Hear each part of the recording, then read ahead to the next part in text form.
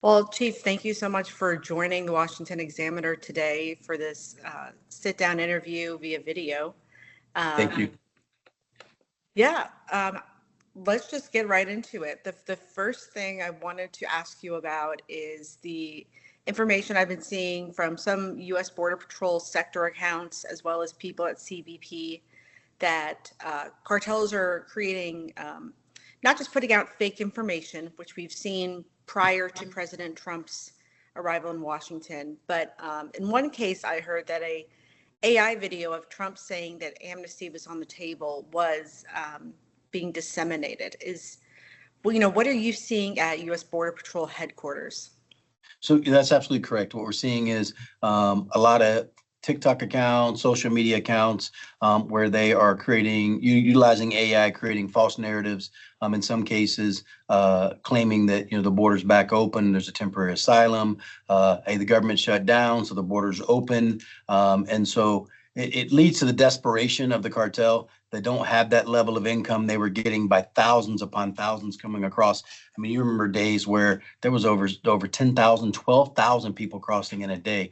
And we've got record low numbers. Our numbers are lower. I mean, a 53, 54-year low. I think 1970 was the last time we saw illegal immigration this low. And I'll say that you can expect it to go even lower. You got to remember that we use fiscal year numbers, so from October to October, to quantify that. And we had October, November, and December, which were relatively high months in last year because everyone was trying to make that run for the border to get in before the election, and they believed that the immigration policy was going to change. And so I expect next year to continue driving down.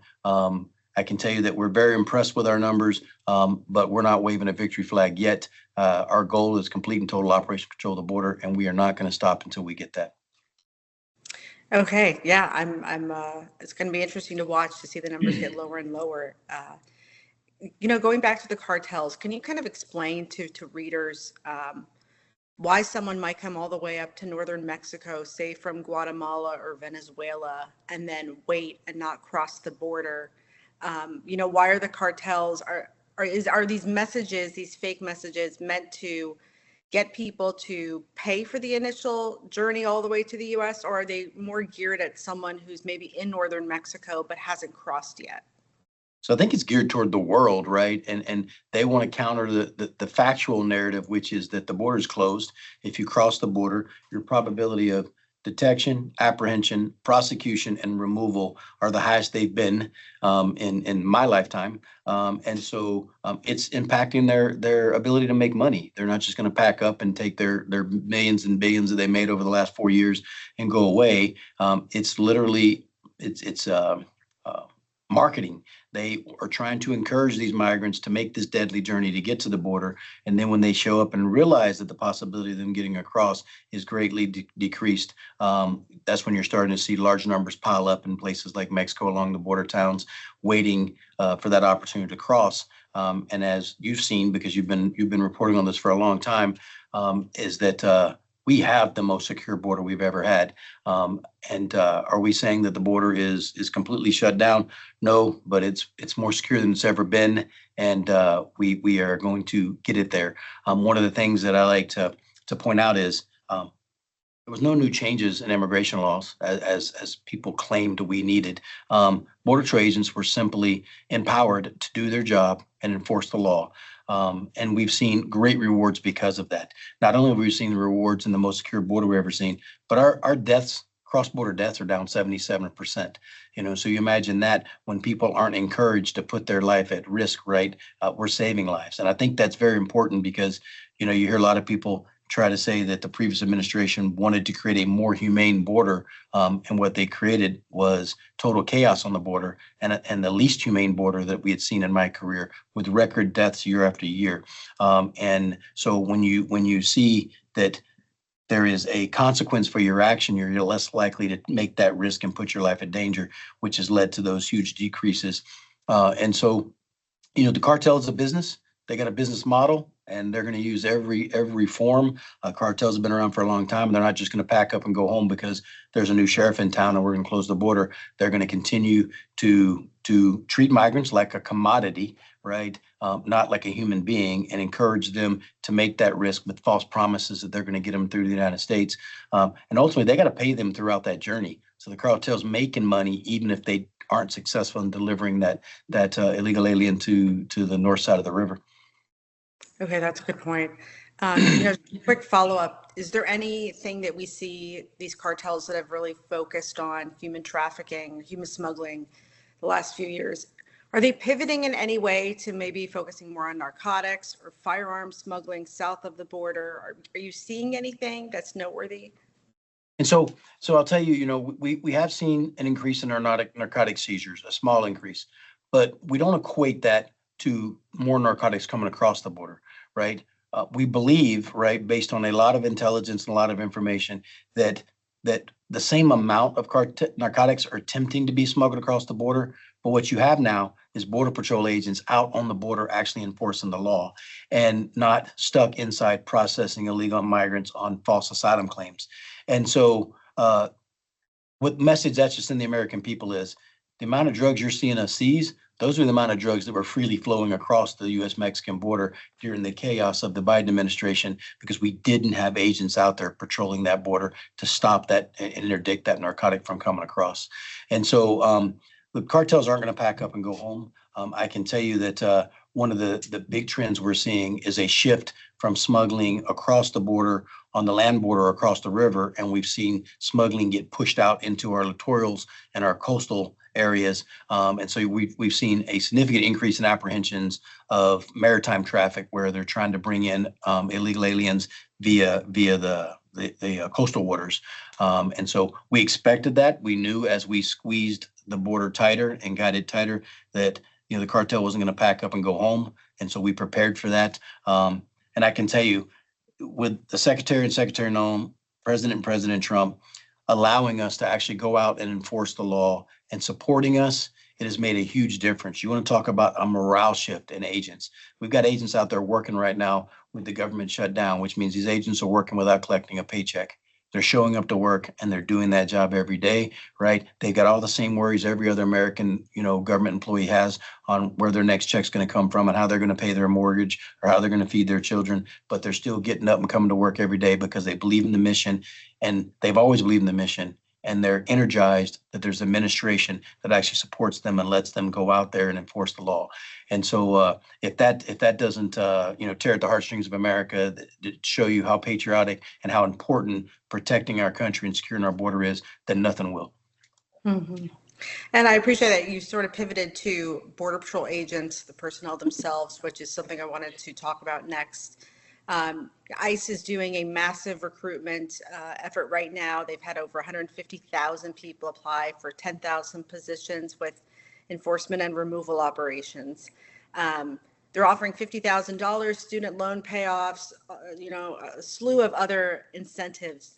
Border Patrol, during the Biden administration, I remember seeing the recruitment bonus go from 10 to 20 to 30,000 to go to certain areas like Lordsburg, New Mexico, or West Texas. Stand now for Border Patrol, and how are you, recruiting at a time when another federal law enforcement agency has such a good offer on the table? So our recruitment numbers are actually through the roof. And I attribute a big part of that to the support we're getting from this administration, the support we're getting from President Trump, the support we're getting from Secretary Noem. Our applicants this year were over 100,000. We've had over 100,000 applicants. We're averaging about 12,000 applicants a month. Our academy is full. Our academy is full. Every seat at our academy has a trainee in that academy, getting ready to be trained up or are being trained up to go out to the field. In addition to that, we have a line of agents ready to go. We're already filling seats as far into the next year. We've pushed out over 1,000 new Border Patrol agents to the field since January. And our goal for next year is well over 3,000. We don't have a shortage of applicants. One of the things that we're looking at now is, instead of using that money as a recruitment incentive, we're moving it into the retention incentive programs, much like what ICE is doing, right? In order to keep agents around. One of the things that we have to look at, what the Border Patrol doesn't have to offer that a lot of other federal law enforcement agencies have to offer is location. If you're going to be in the Border Patrol, you're going to be on the southwest border, or you're going to be in the coastal border, or you're going to be in the northern border. And most of our locations, with the exception of a few sectors, are in very remote areas. And so the type of people the Border Patrol recruits are people that want to be outdoors. We want to be out in the outdoors. So we're also targeting our recruiting toward those type of people. And also those people that don't mind living on the southwest border and a lot of these remote locations. Believe it or not, there's a lot of Americans that really enjoy living out in those remote locations, and they've been able to go out and work in those. The Border Patrol, a Border Patrol agent is different from any other law enforcement. I've served in the military and law enforcement. I've served in the civilian world in law enforcement, and I've served in the Border Patrol. And you can't equate any of them to the Border Patrol. Oftentimes working in extreme remote areas with backup hours away. We're targeting those agents that we know thrive in those type of environments and want to be in type of those environments. So while we may not have a lot of big city, high amenity locations, as some of the other agencies do, we understand that, and we target those that prefer to be in those type of environments. Again, our recruiting numbers are absolutely through the roof. We see month after month, we're setting new recruitment goals. We've set a yearly recruitment goal, and I will tell you that our recruitment didn't start going up until right before the election in January. But I equate it to this. People that want to be in the Border Patrol want to go out and enforce the law. We are patriotic Americans. We want to protect America. And now they're seeing that this administration is allowing us to go out and actually do that job. That is almost single-handedly fixed our recruitment problem. Can you tell me a little bit more about how you're shifting those bonuses to agents that are already here? I think I'd seen something about $10,000 if you stay on a certain period. Is that what's going on now? And so we are. So we're offering recruitment bonuses, retention bonuses to cover over time frame. So if you sign a 2-year agreement to stay on for at least 2 more years before you'd retire or before you would decide to leave and go to another agency, you receive that bonus. And then we have it sectioned off over the years. We're still waiting for the final numbers, so I can't put those numbers out there yet because it haven't been approved yet. But we feel very confident that our retention bonuses are going to be equivalent to what ICE is offering. Yeah, and all your points are making a lot of sense. The person who wants to join Border Patrol, is not the guy who wants to be on the city streets in Chicago. Right. So it makes sense that, you draw a different person, different candidate. I think that the last thing I wanted to ask was really about where Border Patrol can go in the next couple of years, the next few years. But what are some of the longer term strategies that, in order to make Border Patrol ready for the next administration, whoever that is, that you're looking at right now as the chief? So first and foremost, we're investing heavily in infrastructure, and we have a plan to be a lot more aggressive in getting that infrastructure laid down, in the remaining 3 years that we have in this administration. And so there are different viewpoints on the wall, but what I can tell you from my years of experience in the Border Patrol is that walls do work. Walls are expensive when you first put them up, but what is a price tag that you would put on the number of lives that are being saved because that wall is there? But what a lot of people fail to understand is wall isn't just putting up a wall and walking away from it. It comes with roads. There are places on the border, and I know you're aware of this, where you literally cannot drive parallel down the river. And so what happens is you can actually see someone make an illegal entry with narcotics. They load it into their vehicle, and now you're going to race to the highway, right? And now you got a pursuit that's going to run into a city. Where when we build a wall, it comes with the infrastructure that we need to be able to patrol that river east and west. The better movement and mobility we have east and west along that border, the faster we can respond to interdict, right? Which ultimately allows us to control areas with much less manpower.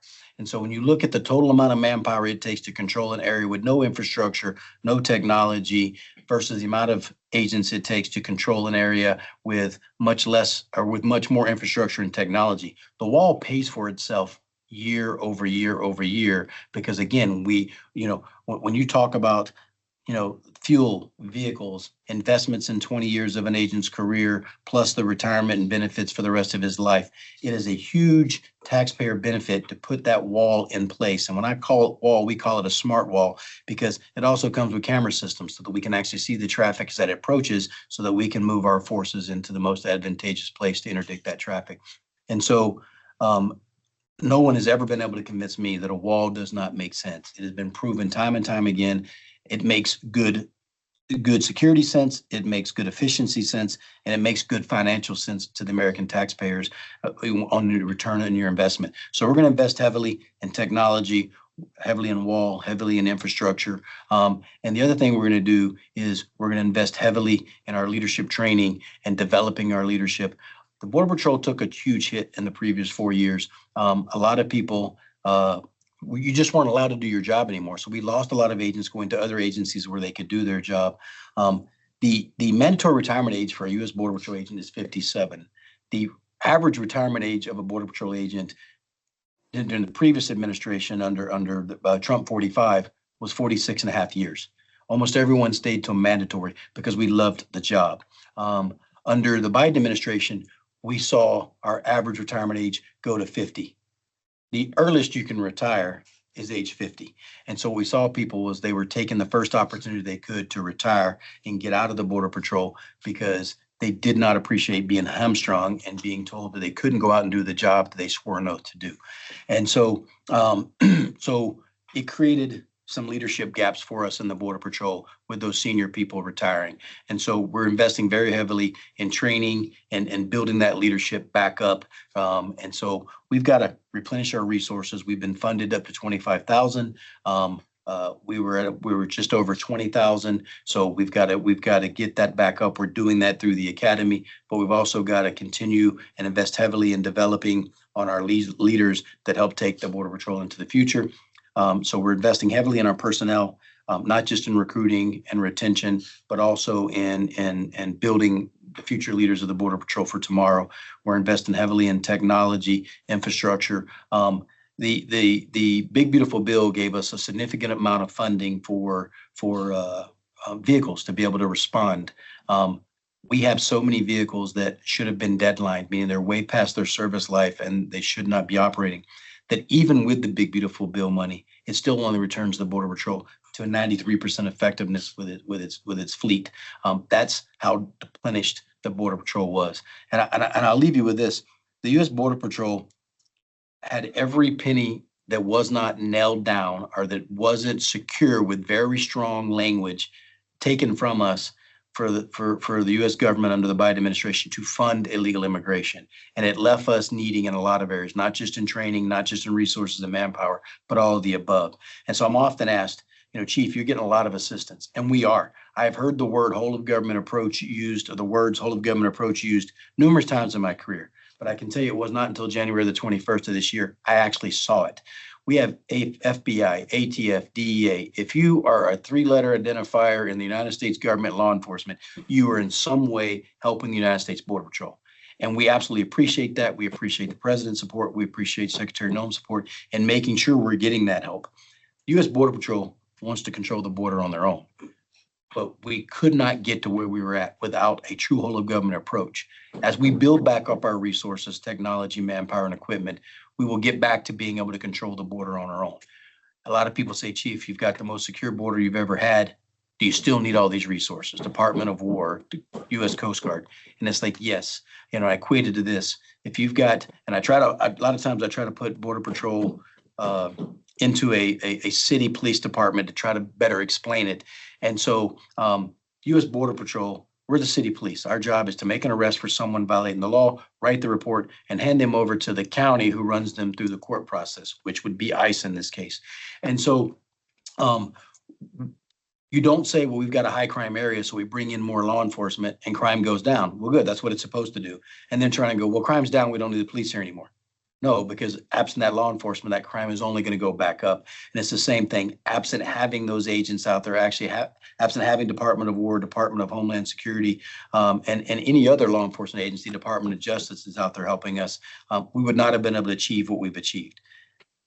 We want to be able to do it on our own. And as we build back up those resources, we will absolutely get there and be able to send those resources back to focus on their primary mission. But I just can't say enough for what level of whole of government approach. And one last example I want to give you is the Department of Justice. We are seeing an over 93% conviction rate on people that we are putting in prosecution for that. And so we could catch them and send them back all day long, but without a consequence for the actual unlawful action, other than just a simple return, we would not see the level of gains we've made. And so when we have a prosecution offering those consequences, that has also helped us significantly decrease that flow of illegal immigration into the country. And so as long as we provide a consequence, it's going to lessen the crime. And so I just wanted to foot stomp the level of support we're getting from every possible department in the federal government. I've never seen it in my career. I've never been more impressed about how we've all come together so well as a whole of government approach. And we built a winning team, and we're winning. We still got a ways to go, but I always like to say it's all gas, no brakes downhill. We're just getting started. Yeah. I just wanted to check in on one thing. The prosecutions, I've noticed that they have been high.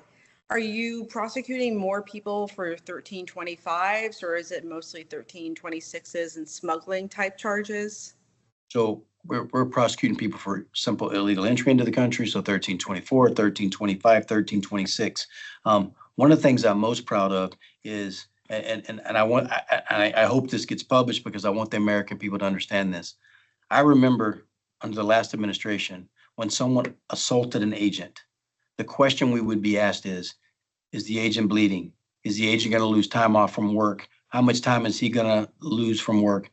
Before they would even consider prosecuting someone for assaulting a federal agent. Now, if you lay your hand on an agent, if you try to impede an agent in any way from doing his job, the U.S. attorney has laid down the law that you are not going to interfere with us, you are not going to assault us, and we have seen a huge increase in the level of prosecutions that we're getting off of that. You want to talk about a huge force multiplier and a huge morale booster. It's when we know that we're trying people, or we're charging people with crimes, to see that the U.S. Attorney's Office is taking these cases and pushing these cases through to conviction. That is a game changer for us, not just in reducing the flow for those being charged for crimes involved with illegally entering the country, but for those that understand that the message is getting out there. If you put your hands on an agent, you're going to go to jail. And I think that is huge in being able to protect our agents. One thing that's very concerning is you've seen and heard the reports of the significant increase in assaults that we have on agents. Most of those are not happening along the U.S.-Mexican border. Our assaults along the U.S.-Mexican border are actually down. Those are happening on our operation at larges in our interior. And a big push behind that is that the rhetoric that is being pushed out by left-leaning media or by anti-illegal immigrant media or illegal or pro-illegal immigrant media is saying words like kidnapping.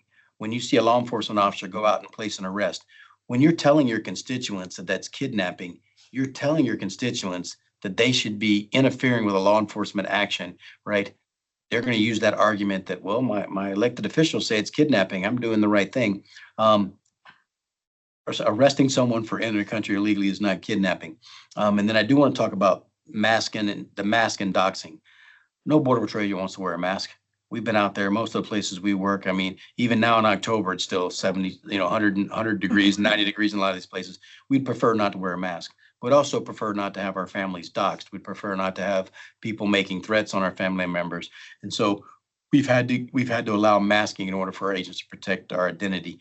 We are not protecting the fact that we're ashamed of what we're doing. Border Patrol is not ashamed of what we're doing. We are very proud of what we're doing. We believe we have an honorable mission, and we're going to continue enforcing that law. But we don't believe that our families should be at a risk of threat because of the profession and the career we chose, which is simply enforcing the law.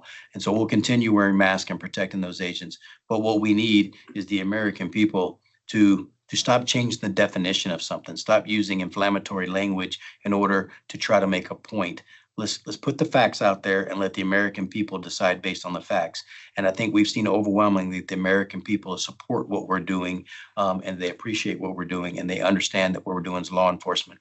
And so we need the rhetoric to be toned down and put the facts out there and let the American people make the judgment for themselves on what's right and wrong.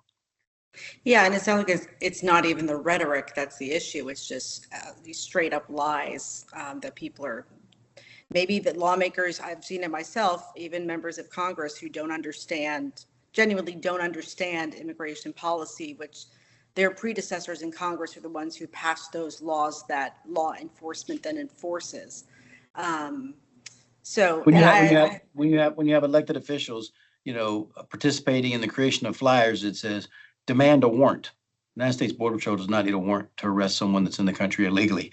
And so, I hear all these protesters, where's your warrant? Where's your warrant? Show me your warrant. First of all, I'm not required to have a warrant. Second of all, I don't need to share it with you. I need to share it with the person being arrested if it is a arrest that requires a warrant. But again, it's the lies and I mean, just the blatant lies from elected officials that are having their constituents who voted for them and trust that they're getting facts instead of lies, going out there and repeating that rhetoric and riling up a crowd with more lies, because those lies just keep getting repeated. And so we're going to protect our agents. We're going to enforce the law. We're proud of what we're doing. I did want to touch on one thing, if I have a minute. Sure You thing. talked earlier about the type of agents that come in the Border Patrol are different breed.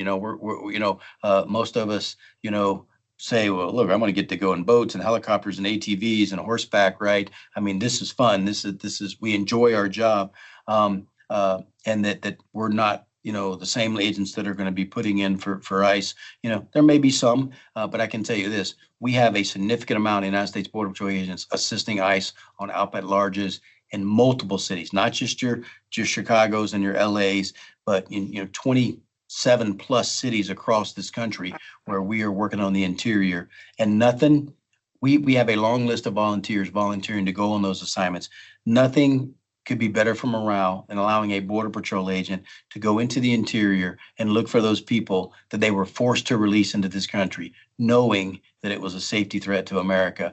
And they are lined up with the opportunity to say, I now get to go apprehend and provide a consequence for people that the Biden administration made me released into this country, claiming that they were vetted, knowing good and well that the Biden administration was lying to the American people, and they weren't being vetted because they couldn't be vetted because the countries they were coming from refused to share that information with us.